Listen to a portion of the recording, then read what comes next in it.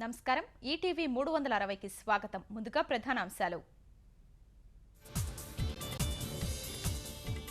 I భీమవరంలో వేద పాఠశాలను ప్రారంభించిన రాష్ట్రపతి తీతీదే వేదాల్ని రక్షిస్తోందంటూ ప్రణబ్ ప్రశంసలు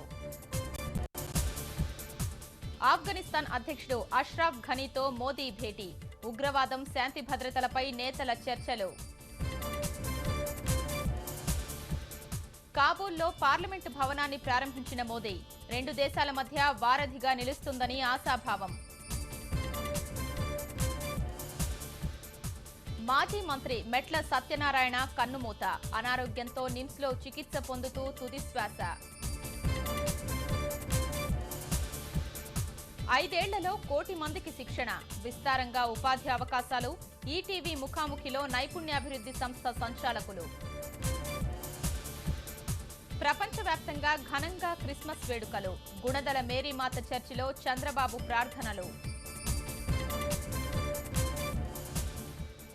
ఎర్రవల్లిలో 3వ రోజు అయుత చండీయాగం ఆధ్యాత్మిక శోభతో అలరారుతున్న యాగశాల